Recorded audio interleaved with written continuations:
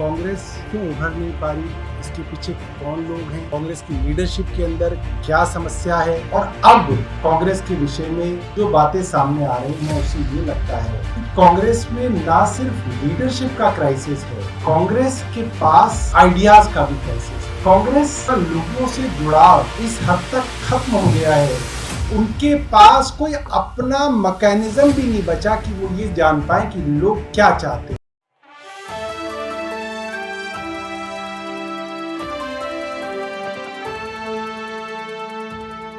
लोकसभा चुनाव 2024 के पहले कांग्रेस पार्टी पर भी हमला बोला जा रहा है। जी हां, एक तरफ ये कहा जा रहा था कि विपक्षी एकता मजबूत हो रही है, विपक्ष महागठबंधन कर सकता है, लेकिन इसके पहले आम आदमी पार्टी कहीं ना कहीं कांग्रेस पर सवाल खड़ी कर रही है। जी हां, कांग्रेस से ये कहा जा रहा है कि कांग्रेस आम आदमी पार्टी की राह पर चलकर कहीं ना कहीं अपनी राजनीति स्तर को मजबूत कर रही है। नमस्कार, आपके साथ मैं हूं ऋतिक सविता। स्वागत है आपका नेक्स्ट 9 न्यूज पॉलिटिकल बाइट में।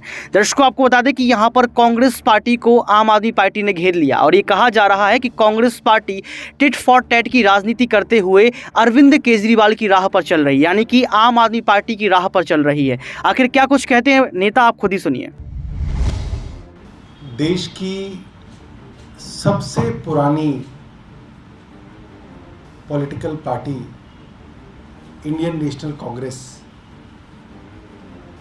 जिसके विषय में लगभग रोज लोगों के बीच में चर्चा रहती है कि कांग्रेस की बदहाली के कौन लोग कारण हैं, कांग्रेस क्यों उभर नहीं पा रही, इसके पीछे कौन लोग हैं, कांग्रेस की लीडरशिप के अंदर क्या समस्या है। और अब कांग्रेस के विषय में जो बातें सामने आ रही हैं उससे ये लगता है कि कांग्रेस में ना सिर्फ लीडरशिप का क्राइसिस है, कांग्रेस के पास आइडियाज का भी क्राइसिस है। कांग्रेस का लोगों से जुड़ाव इस हद तक खत्म हो गया है कि उनके पास कोई अपना मैकेनिज्म भी नहीं बचा कि वो ये जान पाए कि लोग क्या चाहते हैं, जनता क्या चाहती है।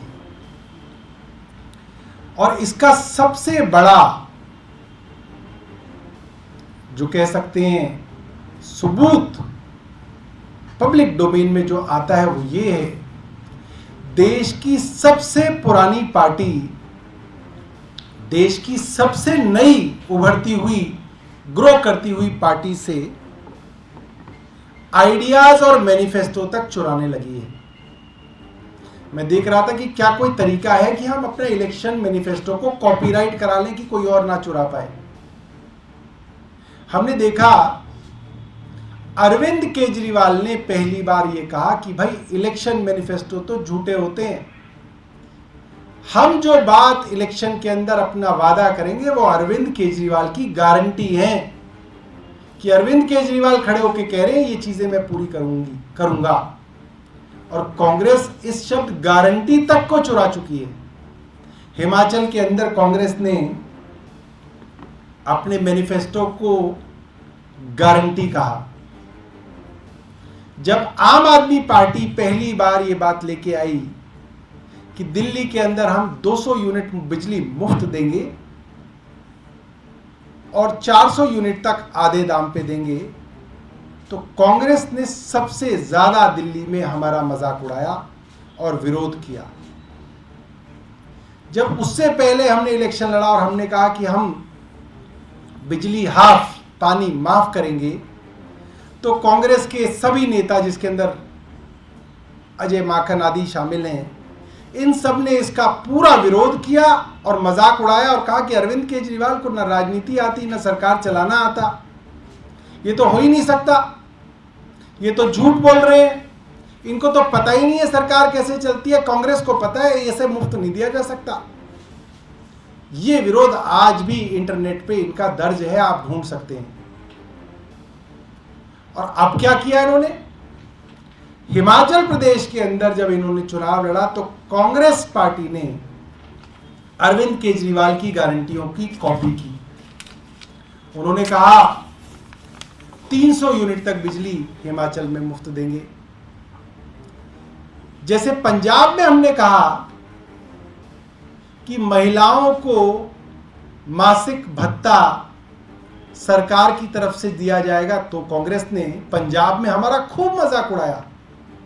कैप्टन अमरिंदर सिंह हो, चन्नी हो, सिद्धू हो, सब लोग कहते थे तो हो ही नहीं सकता, ये तो सरकार बनाने के लिए आप लोगों को बेवकूफ बना रहे हैं। और वही महिलाओं के मासिक भत्ते को इन्होंने हिमाचल प्रदेश के अंदर अनाउंस किया और कर्नाटक के अंदर अनाउंस किया। आपने भाई क्यों किया? तीसरी भी बात, महिलाओं की मुफ्त यात्रा, कांग्रेस ने खूब विरोध किया। फिर हिमाचल में आम आदमी पार्टी के मैनिफेस्टो से चुरा के हिमाचल के अंदर कहा कि हम भी महिलाओं को मुफ्त यात्रा देंगे। कर्नाटक से खबर आ रही है कि उन्होंने भी अनाउंस कर दिया है, हालांकि उन्होंने कई सारी कंडीशंस लगाई हैं कि हम कांग्रेस की सरकार के अंदर कर्नाटक के अंदर मुफ्त बस यात्रा देंगे। और ये बहुत गंभीर बात है कि कांग्रेस के पास आज अपने ऐसे लोग भी नहीं बचे जो जनता के साथ बात कर सकते हो, जनता के कांटेक्ट में रह सकते हो और जनता के लिए एक अपना ओरिजिनल मैनिफेस्टो बना सकें।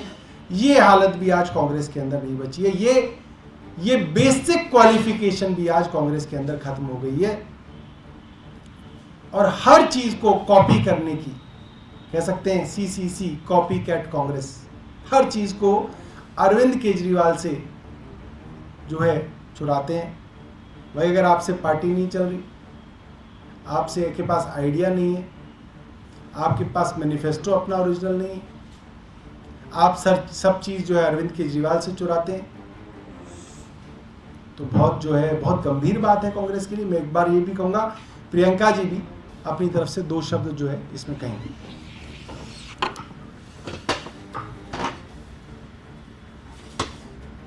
सभी पत्रकार बंधु को नमस्ते।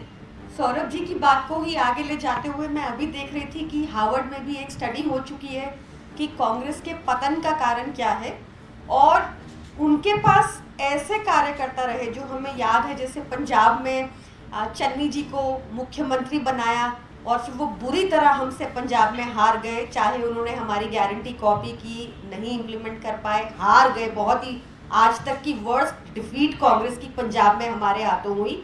उसके बाद उन्होंने देश छोड़ दिया, जो कांग्रेस के सभी कार्यकर्ता करते हैं, और जाकर एक थीसिस लिखी जिसमें फिर PhD करी कि कांग्रेस की पोल स्ट्रैटेजी क्या है।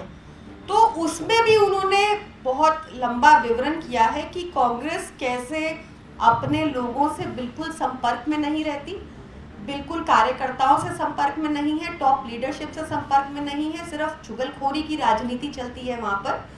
तो उन्होंने भी जल्द में जरूर हमें कॉपी कर लिया है इस बार, बट मेरा ऐसा मानना है कि सिर्फ अरविंद केजरीवाल जी की फाइनेंशियल जो प्रूडेंस है, जो फिस्कल प्रूडेंस है, जो एक मुनाफे का बजट पेश कर सकती है, लगातार अपने लोगों को सुविधाएं देकर जनता के पैसे से, जैसे हम दिल्ली में करते हैं, जैसे हम पंजाब में करना शुरू कर चुके हैं।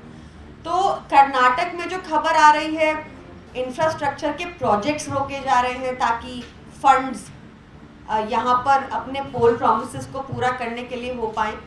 तो इस कॉपी करना तो आसान है, पर नकल के लिए भी अकल चाहिए होती है, जो आज की कांग्रेस में काफी लैकिंग लगती है। जय हिंद।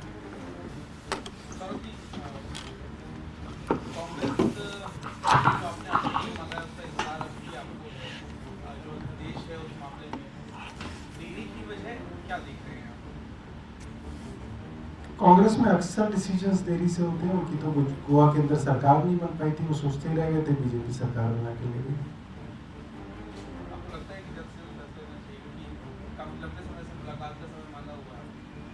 अब ये तो देखिए उनका इंटरनल मामला है।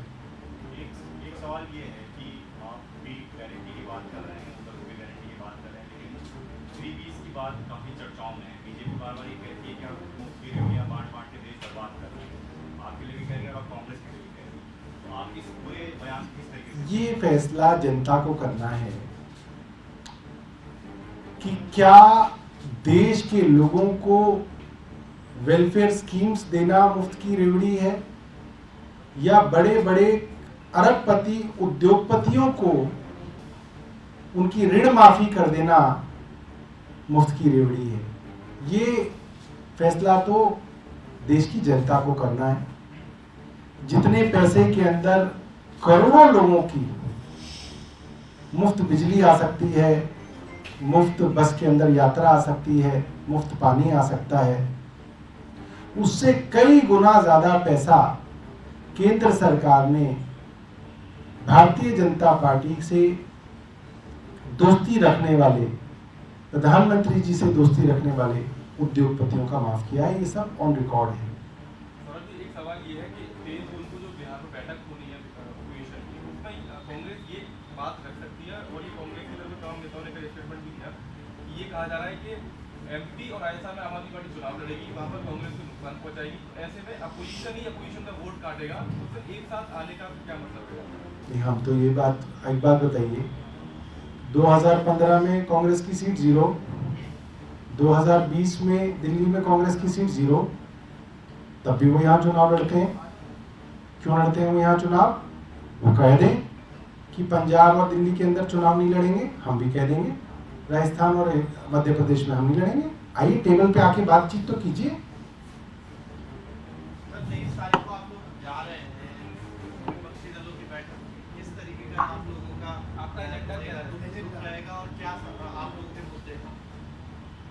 देखिए, बड़ा मामला अब ये है कि अगर विपक्षी दल एक होके नहीं लड़ेंगे तो ऐसा भी हो सकता है कि अगली बार देश में चुनाव ही ना हो।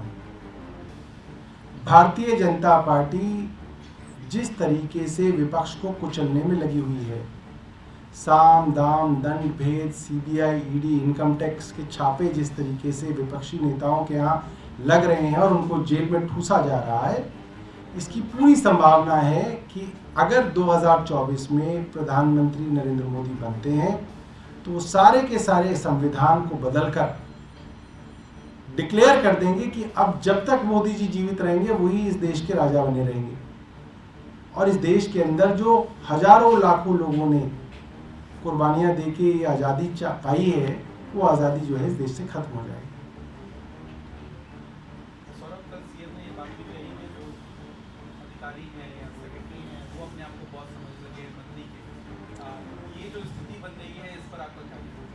देखिए, केंद्र सरकार ये चाहती है कि दिल्ली की चुनी हुई सरकार ठप हो जाए।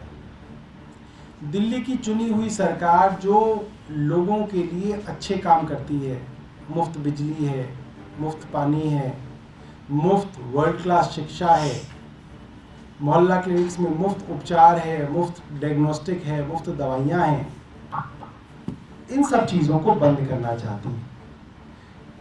डायरेक्ट एलजी या भारतीय जनता पार्टी इसके अंदर दखल देके देख चुकी है, उनकी जनता में बदनामी होती है।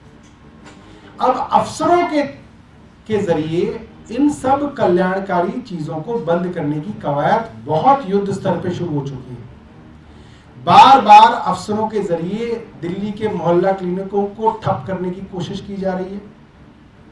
दिल्ली में जो मुफ्त टेस्ट किए जाते हैं, प्राइवेट अस्पतालों में जो मुफ्त सर्जरी की जाती है, उसको ठप करने की कोशिश दिल्ली सरकार में अधिकारियों द्वारा केंद्र सरकार करने की कोशिश कर रही है।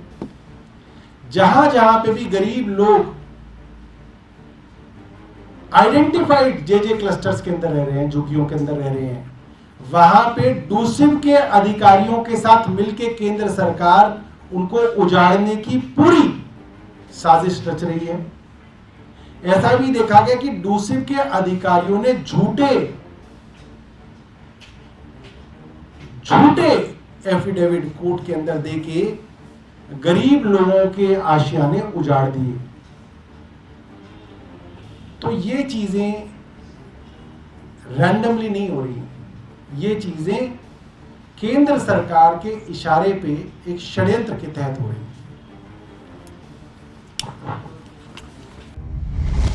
तो सुना आपने इस वीडियो को सुनने के बाद आपको पता लग गया होगा कि यहाँ पर तीखे हमले किए गए और ये बता दिया गया है कि कांग्रेस पार्टी का भविष्य सुरक्षित नहीं है।